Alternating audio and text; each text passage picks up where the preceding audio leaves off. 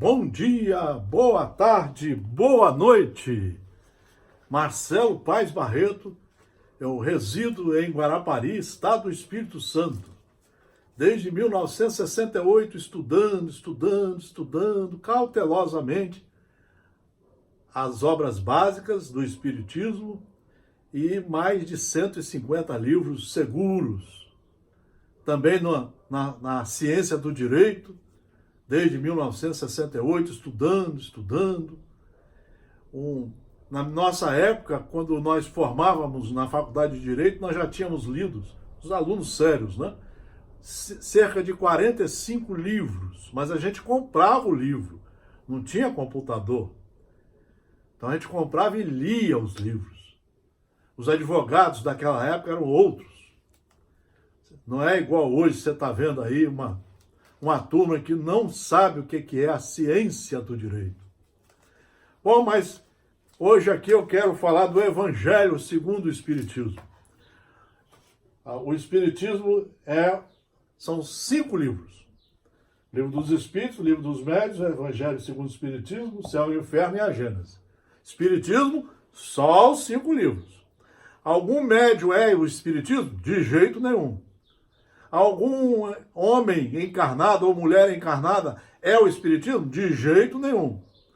Quem quiser pode estudar e, se estudar bem feito, pode divulgar.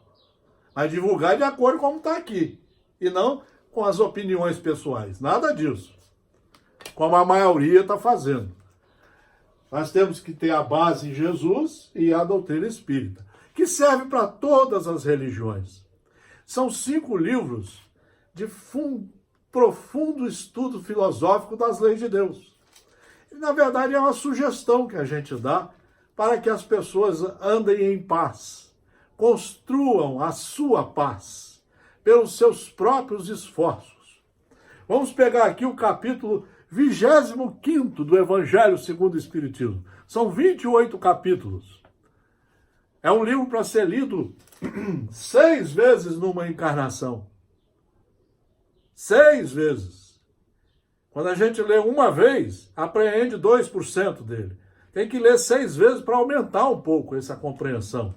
Mas tem que estudar de 1 a 3 horas por dia. Senão, não tem jeito.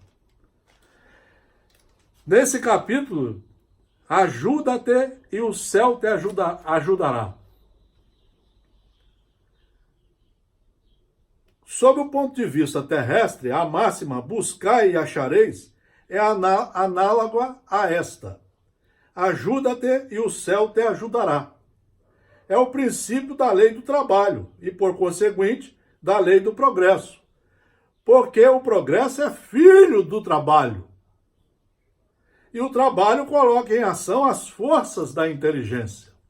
O primeiro trabalho para o qual nós fomos criados é estudar.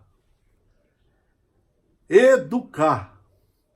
Mas para você se educar, você tem que estudar.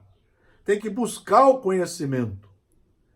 Buscar o conhecimento sério, profundo, e ele vai te iluminar no seu caminhar. Era isso que falava Sócrates 300 anos antes de Cristo.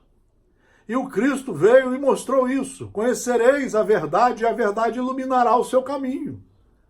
Se você estudar, você não cai nos buracos que a sociedade oferece, que o materialismo oferece.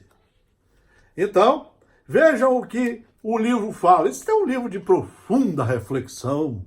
Isso é para ficar de 1 a 3 horas lendo, depois ficar o dia inteiro refletindo e trabalhando, colocando em prática. É o princípio da lei do trabalho. Que trabalho? Estudar de 1 a 3 horas por dia? Isso é caridade com você. Você está cuidando da sua alma. É a primeira caridade. Os espíritos malfeitores estão colocando em alguns centros espíritas, porque eles não estudam, a seguinte tese: não estude, só pratique caridade. Aí ele pratica caridade, vai ver, não tem nada a ver com o progresso. Tem nada a ver. Você só vai saber o que é caridade se estudar primeiro. e depois trabalhar. Quer ver uma das principais caridades? É você ter paciência com você e se cuidar melhor. É você ter paciência com você e se cuidar para não falar dos outros, para não fazer certos comentários, para não ser viciado em ódio, em orgulho, em vaidade. Isso é um trabalho, é caridade, você está cuidando de você, mas só pelo estudo. Da lei do trabalho e, por conseguinte, da lei do progresso. Se você começa a se corrigir, você está progredindo. Na infância da humanidade, o homem não aplica sua inteligência senão à procura de sua alimentação. Por isso que Deus nos colocou aqui no planeta Terra em várias encarnações.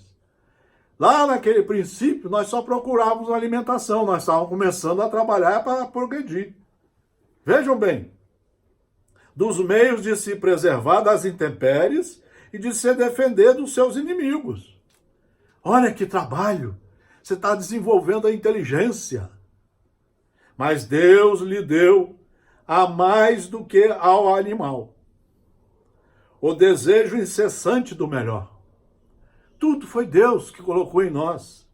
E é esse desejo do melhor que o impele à procura dos meios de melhorar sua posição, que o conduz às descobertas, às invenções, ao aperfeiçoamento da ciência, porque é a ciência que lhe proporciona o que lhe falta. Vejam, está tudo explicado aqui. Ah, se todos os centros espíritas estudassem nos dias das reuniões doutrinárias só o Evangelho. Ah, nós não teríamos essas palestras sensacionalistas. Esses indivíduos e indivíduas querendo aparecer às custas da doutrina espírita. Porque é a ciência que lhe proporciona o que lhe falta. Através das suas pesquisas, sua inteligência aumenta, sua moral se depura. Fora do estudo não há salvação. Olha, através de suas pesquisas, estudar as obras básicas, estudar Jesus em Mateus, Marcos, Lucas e João, Atos dos Apóstolos, as cartas de Paulo, os livros seguros. Tem livro aqui que eu leio há 40 anos e ainda não sei nada, porque é devagar essa evolução, essa compreensão. Vejam, as necessidades do corpo sucedem às necessidades do espírito. Após o alimento material, é preciso o alimento espiritual. E é assim que o homem passa da selvageria à civilização. Hoje, nós já estamos há 8.000 anos, 10.000 anos aqui, nós já podemos falar que o Espiritismo é uma obra fundamental para a educação moral e cívica de quem estuda de 1 a 3 horas por dia. Todo dia, e praticando 22 horas, 21 horas. Todo aquele que me escuta e pratica as minhas lições se considera um homem prudente, disse Jesus. Mas o progresso que cada homem cumpre individualmente durante a sua vida é bem pouca coisa, imperceptível mesmo num grande número. Como então a humanidade poderia progredir sem a pré-existência e a reexistência da alma? Se a gente vivesse uma vez só, diz ele aqui, nós estaríamos sempre no mesmo patamar, atrasado, parado, no tempo e no espaço. As almas, indo-se cada dia para não mais voltar, a humanidade se renovaria sem cessar com os elementos primitivos, tendo tudo a fazer, tudo a aprender. Não haveria, pois, razão para que o homem fosse mais avançado hoje do que nas primeiras idades do mundo, uma vez que a cada nascimento, todo o trabalho intelectual estaria por se recomeçar. É aqui que se explica a reencarnação. Deus foi muito perfeito, totalmente perfeito, muito bom. Nós morremos e renascemos sempre com as nossas bagagens, conseguidas por nós, pelos nossos próprios esforços. Só o estudo. Quando os espíritas entenderem a maravilha que é a doutrina espírita, eles vão parar de tanta coisa que eles estão se ocupando para não evoluir em nada. Eles vão estudar. É pelo estudo que você busca o progresso. Primeiro se reformando, depois empreendendo a mudança em torno de si. Olha como é que o mundo vai melhorar. Allan Kardec escreveu sobre isso em obras póstumas. Também no livro A Gênese, o 5º livro, ele fala que quando nós nos reformarmos integralmente, moralmente, nós vamos viver de forma equilibrada, fraterna. Nós vamos viver bem conosco e com todos os nossos irmãos. Serão todos irmãos. Não haverá mais briga, nem rancor de dentes. Haverá paz. Aquela que os espíritos superiores colocaram na última pergunta do Livro dos Espíritos, 1019. A Terra vai ser um ambiente de paz? Vai. Quando vocês que estão aí se reformarem e implantarem esse ambiente, implantarem a verdadeira humanidade, só fazer com o próximo que gostaria que fizesse com você. Isso é trabalho para mais de 1000 anos. A alma, ao contrário, voltando com seu progresso realizado e adquirindo cada vez alguma coisa a mais, é assim que ela passa gradualmente da barbárie à civilização material e desta à civilização moral. Nós estamos cumprindo etapas. Deus colocou nós aqui, então nós estamos cumprindo etapas do progresso. A cada época é um novo tempo. Para muitos que estamos aqui na Terra, agora é o tempo da moral. Mas para ter moral, nós precisamos estudar e nos reformar intimamente. E entender que a base moral é o cumprimento integral das leis de Deus e das leis que estão em vigor na sociedade onde você vive. Isso é que é reforma moral. Então, esse capítulo, para resumir, né, ele mostra para nós que nós temos que aprender a viver aqui, a aproveitar a encarnação. Não ajunteis tesouros na terra, onde a ferrugem e os vermes os corroem, onde os ladrões os desenterram e roubam.